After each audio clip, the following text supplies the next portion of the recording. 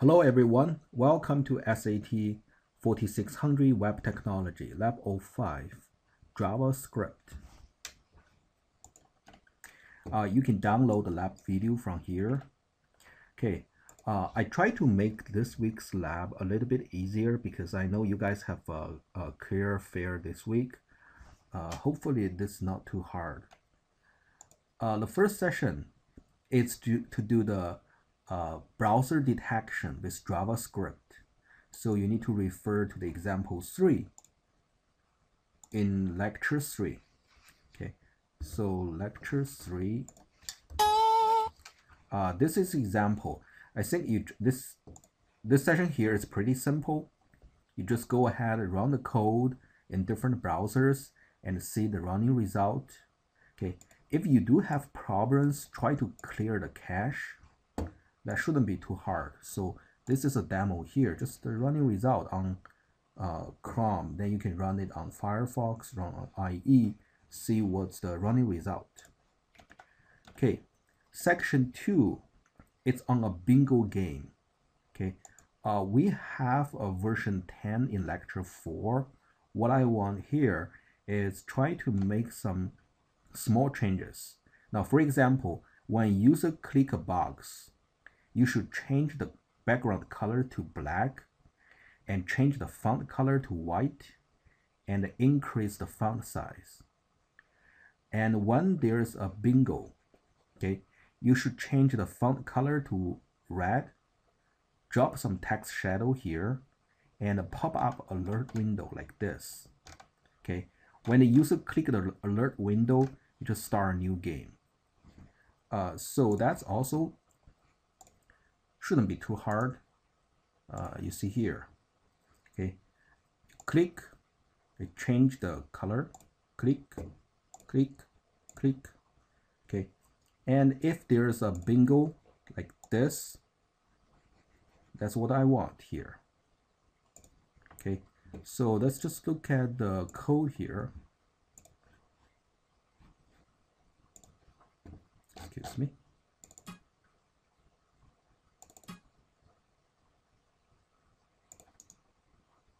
So all this code is directly from the example version 10. HTML code keep the same.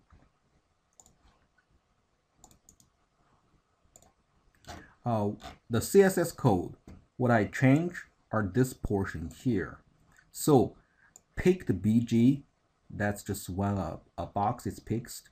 Change the background color, change the font color, font size. Very simple. Winning BG, so if there's something win, change the background color to black, change the text color to red, font, and text shadow. That's it.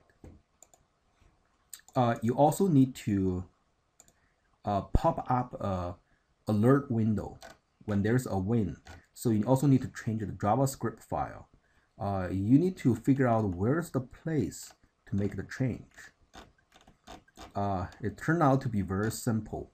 Track win, that's the function actually seeing if there's a winning. And if you look at the code, you probably will figure out winning option. When winning option is -1 means nobody's win. But when winning option is bigger than -1 means somebody win. Okay, so here just change the class type to winning BG. What I do here, it's just pop out alert window with bingo and start a new game by calling new card, which is defined before.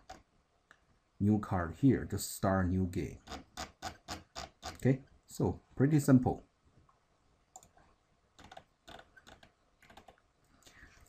Okay, section 3 and section 4, I'm going to show you a very useful skill.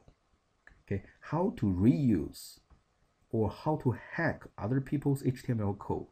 Okay, I'm also going to cover this in the lecture because this is so useful, so practical, so very important.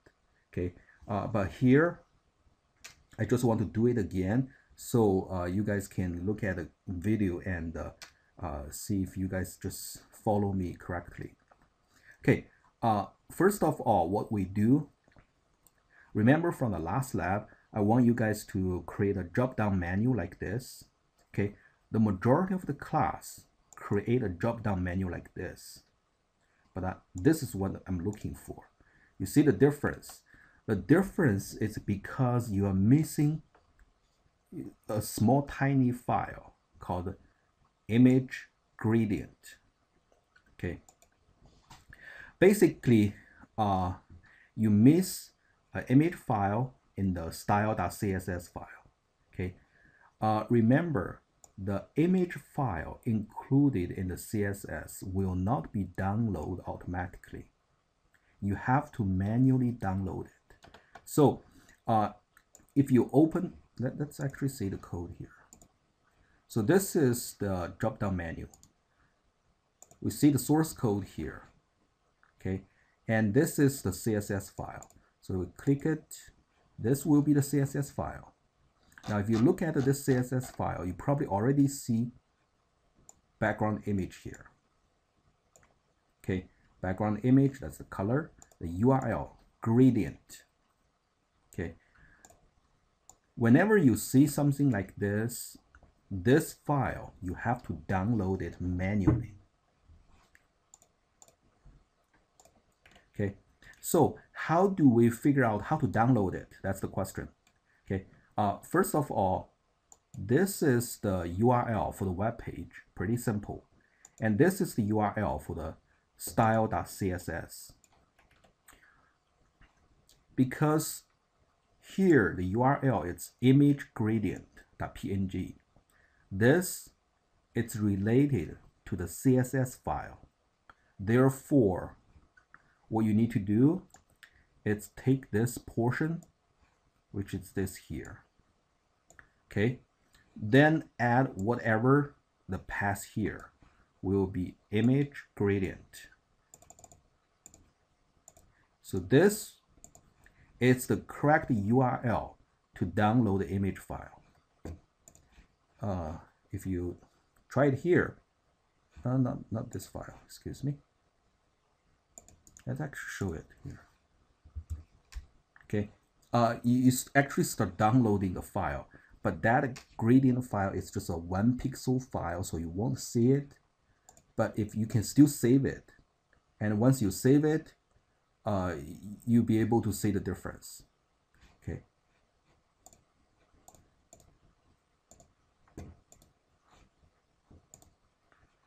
So you see in my web page, okay, I put the gradient file here, so it looked like this. If I just remove the gradient file,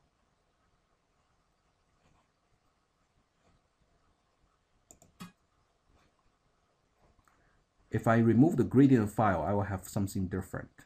Okay, I'll just don't want to show it here.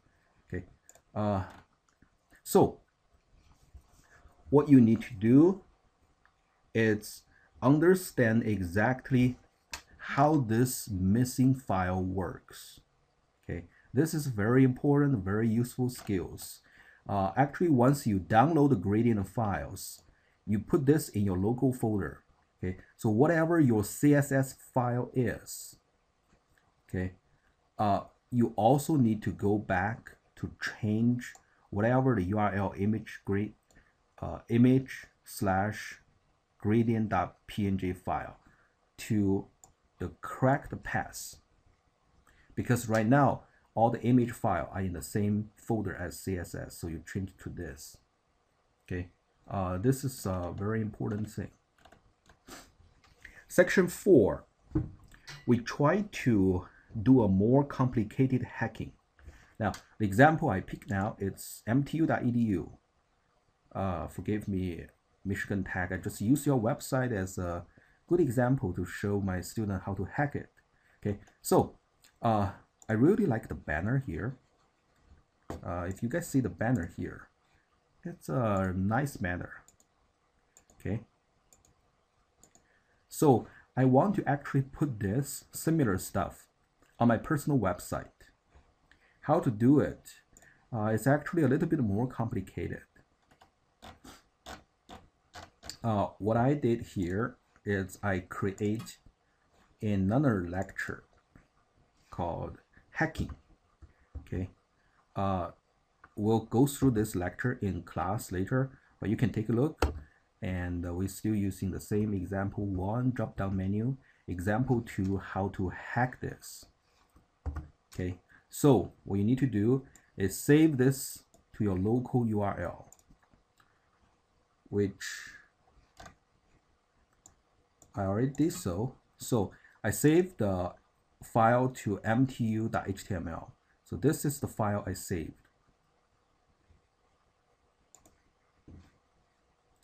Then what I do next, excuse me.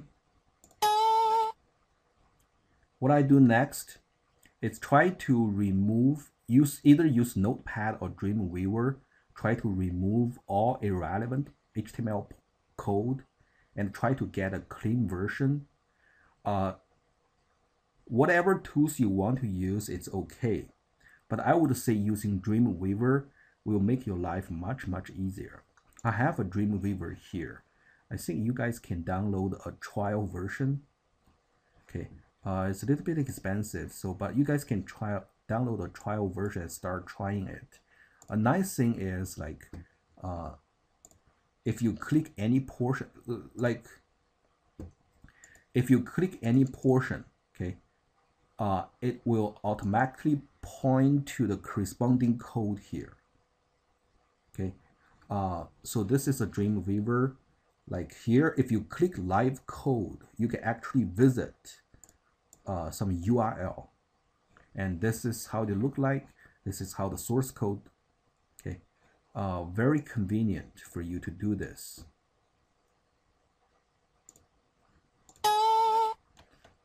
Excuse me. So Dreamweaver, it's much easier to use, and basically we just try to remove all the irrelevant parts, also in the CSS portion, in the JS file. You need some experience to do this and be very careful when you're removing things. Okay, so what I want to do here, it's open this file, what I saved, MTU file, local file. Okay.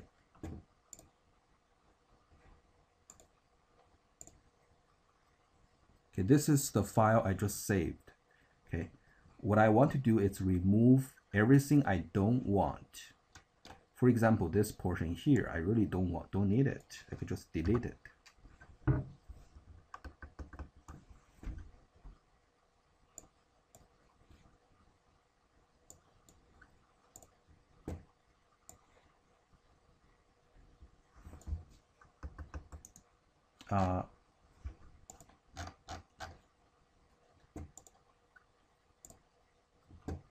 Okay, so you disable the live view and live code. Okay, see if allow me to delete everything now. Okay, so you can just delete because this is not relevant to us. What I want is just the banner field.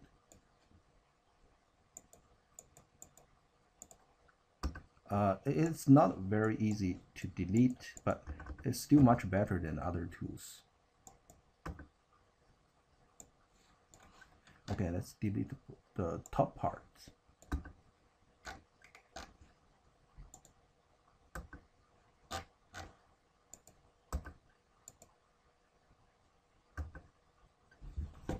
Okay, looks like we delete a lot of stuff. Okay, what we need to do now is to save it and see if we can still get similar stuff.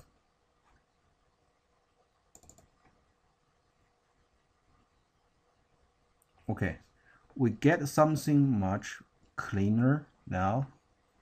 Okay, and this still works with sliding window. If sliding picture, if you just wait for a few minutes, you see it going to slide. One thing we do miss here, it's this portion here. If you compare with the live version here, You guys see here, you have some banner, you have some circle showing nice stuff, look very nice here. But when we try to save it locally, this portion disappear. Why it disappear? It's because of the missing image files. And that's the most challenging part to make things work. So now what we need to do is try to get all the missing image files. Before that, let's actually go to the code again. This time I'm going to use some Notepad. Okay, use Notepad to show you things slightly easier sometimes. Okay, now for example, let's just make the code delete more things if possible. So like all the meta fields, the title is irrelevant. Meta field, keyword, news, event.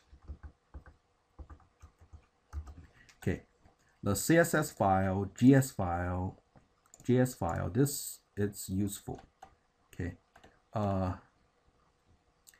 this portion refer to the top, so we can safely remove this. Okay, that's just the top part. So now this is go to the banner parts. The banner is what you really see. Okay, with different banners. And the bottom, there's content. We can delete it.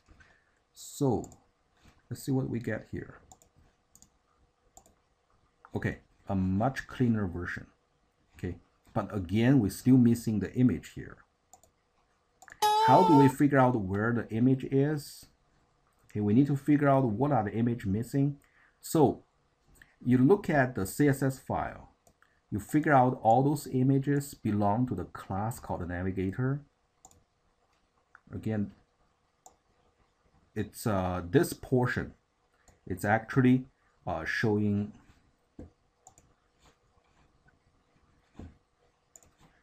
here. Okay, and you see it belongs to the class navigator. So what I need to do now, it's actually go to the MTU file, find the CSS file, which is home.css. Open it. Oh, this CSS file look horrible, really horrible. I don't know why they didn't break the line. I don't know if they do it intentionally or it's just by mistake, but that make your life much more difficult. It would be impossible for you to read the code. Okay. Fortunately, what we need to do now is just do the search, find something called a navigator.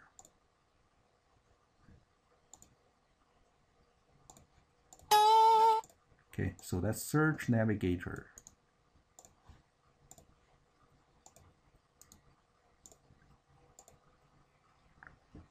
And luckily we find it. The banner.navigator, position, bottom, right, height, background color, transparent, and this is the image. Does that looks good to you? Especially the transparent. That's something you see. Okay, so now here you see the image missing here. And if you continue to do the search, you'll see quite a lot of image missing here. Okay, all those images are required. So here I list all the images are missing. Now we need to figure out what's the correct URL to download those images. That's actually quite confusing. Okay, so you first look at the CSS file. Okay, so this is the HTML5. This point to where the CSS file is. How do I get this? If you just go to the URL, you get wheel page source. So this is actually the CSS file. If you click it, brings you to the CSS file. Okay, keep that in mind. The image file, the URL, it's this. Okay, so remember the image file, it's inside the CSS file. So this URL, this path here, it's on top of CSS path. So the CSS path is this. Okay. Then you have that means parent. So the parent, this is the current folder, the current file. Its parent is this. Okay. Then under parent, you go to image. So you get this 3w.mtu resources, mtu resources, something like this, which you get it here. Okay. Then you go to images, this here. So you go to images, home, media zone, button.png. Okay. This is a little bit tricky, but see if you can rewind the video trying to figure out exactly how you get this URL. But if we try to download it, it actually works. That's the image. Is that right? That's the image. If you change this to something else, for example, arrow left up,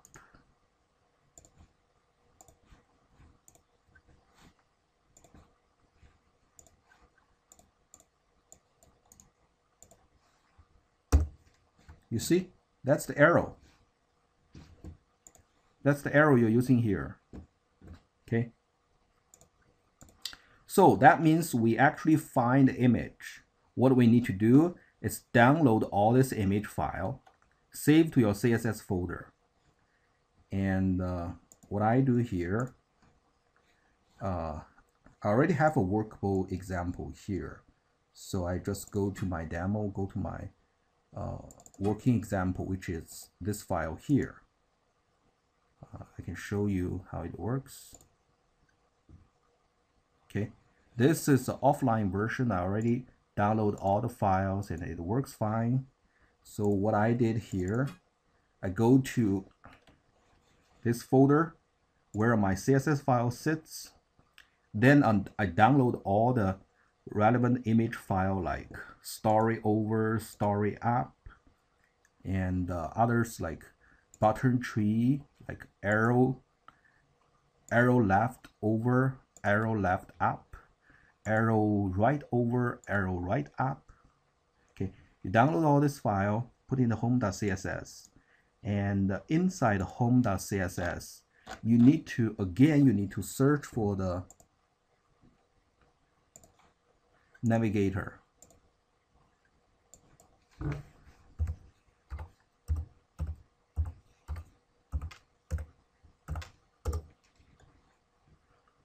You see, I search for the navigator, and right now all the URL I change to just the file name because the file was in the same folder of my CSS file.